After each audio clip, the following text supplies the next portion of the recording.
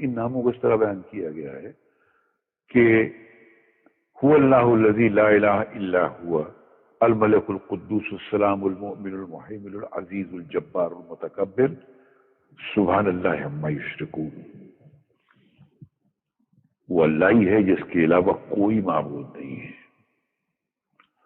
یہ لفظ ہمارے بھائیوں کو سمجھنا بہت ضروری ہے کہ دنیا میں عبادت، کسی کو ماننا، کسی سے کچھ مانگنا، کسی کے سامنے سر جھکانا، وہ صرف اللہ کے لیے ہے کہ اللہ نے اپنے لیے مخصوص کر دیا ہے.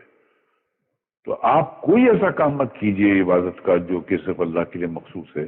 اگر آپ نے کوئی ایسا کام کیا جو عبادت میں آپ اللہ کے لیے کرتے ہیں تو آپ اس کے ساتھ کسی کو شریک کرتے ہیں اور اسی کو شرک کہتے ہیں. تو کبھی مت کیجیے گا سر، کوئی کتنا بھی بڑا ہو. یہ صفت اللہ نے اپنے لیے خاص کر رکھی ہے. اللہ کے سوا کوئی کسی سے کچھ مانگ ہی نہیں سکتا ہے، کسی کی عبادت کر ہی نہیں سکتا ہے. یہ کیونکہ یہ آپ کو پہلی بار جو کلمہ میں پڑھایا گیا اس میں بھی گیا لا الہ الا اللہ محمد رسول اللہ، کہ دنیا میں اس پورے آپ کی زندگی میں کوئی عبادت کے لائق ہے ہی نہیں. کوئی بادشاہ ہو، کوئی بھی کیسا بھی ہو، پیغمبر ہو، رسول ہو، کچھ بھی ہو، وہ عبادت کے لائق ہے ہی نہیں، صرف اللہ. یہ مخصوص ہے اللہ کے لیے. اور اگر کسی نے بھول سے کسی سے مانگ لیا، کسی کے در بارگاہ میں جا کر کچھ مانگ لیا، تو اس نے اس کام میں عبادت کے ڈپارٹمنٹ میں اس کو اللہ کا شریک کر دیا سر. تو پھر اللہ نہیں بخشے گا سر. ارے اللہ تو کیا اس کے فرشتے نہیں بخشیں گے، وہ پورے جلال میں آ جاتے ہیں. تو اس لیے انسان اپنے آپ کو تباہی سے اگر بچانا چاہتا ہے تو کبھی بھی وہ اللہ کی عبادت میں کسی کو شامل نہ کرے. یہ صاف طور پہ بچ کے رہنے کا طریقہ ہے.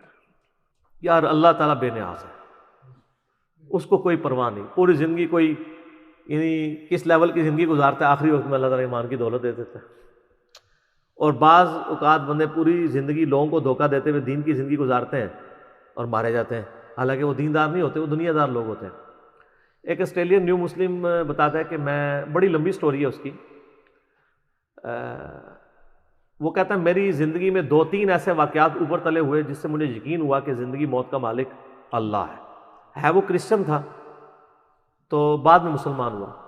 وہ کہتا ہے جی ایک میری زندگی میں واقعہ یہ ہوا کہ میں یعنی ڈرائیونگ کر رہا تھا، فل سپیڈ پہ جا رہا تھا ٹین ایج میں، اور کہتا ہے سامنے سے ایک ٹرک آ گیا اچانک.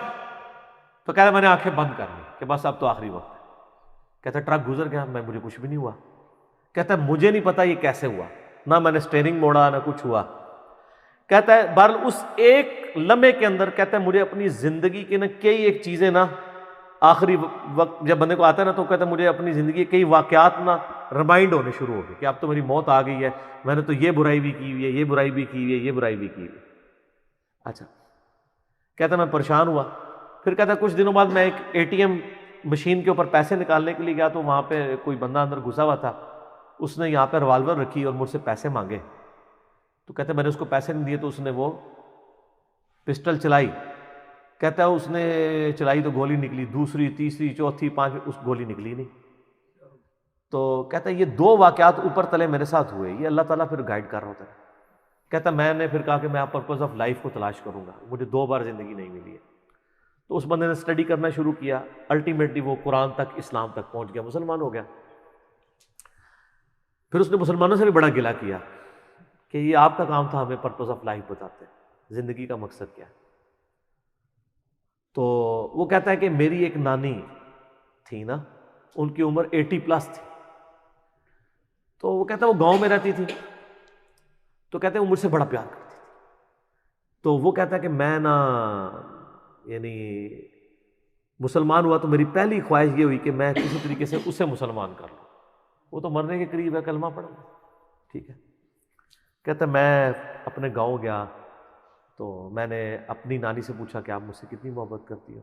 اس نے کہا بیٹا میں تو تیرے لیے جان بھی دے سکتی ہوں، سب کچھ.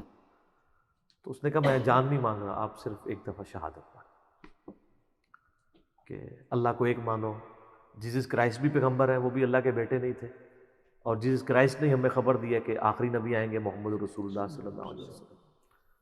तो ये मेरी ख्वाहिश आप पूरी। तो वो नानी कहती है कि मैं मजबूर हूँ तेरे साथ, मुझे प्यार ही इतना है, चल तू कहता है तो मैं कलमा पढ़ के मुसलमान हो जाती हूँ। हाय हाय, एक हफ्ते बाद वो फौत हो गई। ये जनाब तकदीर के फैसले हैं। कोई शख्स पूरी जिंदगी कोशिश करता रहता है, ईमान नहीं मिलता उसे, और कोई शख्स मरने से एक हफ्ता पहले अल्लाह ताला उसके घर तक इस्लाम पहुंचा देता है। दोनों जिंदगी में उसने याशी की, यहां भी अपनी मर्जी की जिंदगी गुजारी और आखिरत भी अपनी मर्जी की गुजारेगी। आय हाय, ये खुदा के फैसले।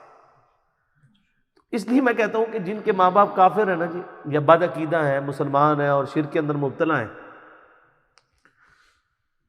पाँव पकड़ने पड़े, पाँव चूमने पड़े, हद रुकू झुके बगैर, पाँव भी चूम सकते हैं आप, हाथ चूमने पड़े, मिन्नत समाजत करनी पड़े, जैसा कि हम, ये शख्स कोई आम इंसान भी नहीं दे सकता कि उसके सामने एक बिल्ली भी आग में जल रही हो, उसको बचाने की कोशिश करे। तो अपने माँ बाप को, घर वालों को आग से बचाने की कोशिश करें। और मैं उस न्यू मुस्लिम से कहूँगा कि वो अपने माँ बाप के पाँव पढ़ के किसी तरीके से उन तक बात पहुँचाने की कोशिश करें, कुरान पाक पढ़ के सामने रखें, कॉमन टर्म्स के ऊपर बात करना शुरू करें, उनको बताएं पर्पस ऑफ लाइफ क्या है। दुनिया में इंसान इसलिए नहीं आया कि वो पैदा हो और वो खा पी के और बच्चे पैदा करके मर जाए, वो तो जानवर भी करते हैं। इंसान को अल्लाह ने एक सीरियस क्रिएशन बनाया और अल्लाह ताला के सामने इंसान ने जवाबदेह होना है।